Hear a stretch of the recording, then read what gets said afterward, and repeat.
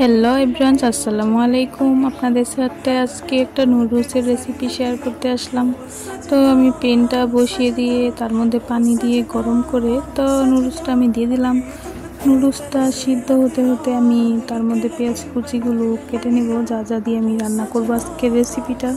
তো প্রথমে আমি পেঁয়াজ কুচি করলাম, মরিচ কুচি, ধনিয়া কুচি, আলু কুচি, তারপর আমি পটলও দিলাম। আপনারা চাইলে স্কিপ করতে পারেন, সমস্যা নেই।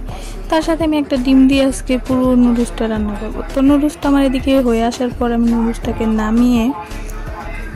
নামিয়ে আমি ঠান্ডা পানি দিয়ে নুডলসটার ভাবটা যাতে চলে যায়, তার যাতে ঝরঝরা থাকে পানি দিয়ে দিলাম। তা আমি একটা সাদা প্যান বসিয়ে প্যানের মধ্যে তেল দিয়ে লবণ দিয়ে একটু নাড়াচাড়া করে নেব।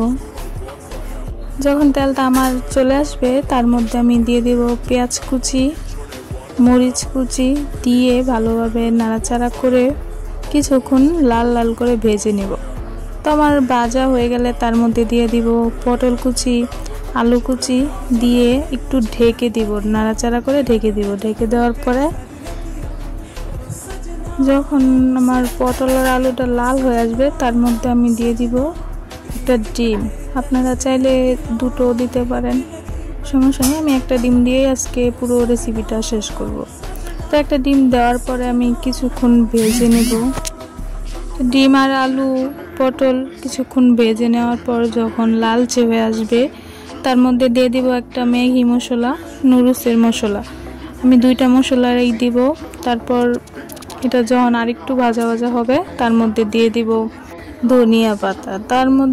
তারপর একটু নাড়াচাড়া করে তার মধ্যে দিয়ে দিব আমি নুডলস, সিদ্ধ করে রাখা নুডলসগুলো দিয়ে ভালোভাবে নাড়াচাড়া করে কিছুক্ষণ ভাজার পরে নুডলসটা যখন আমার হয়ে আসবে, এরকমটা হয়ে আসবে, তখন আমি নামিয়ে নেব।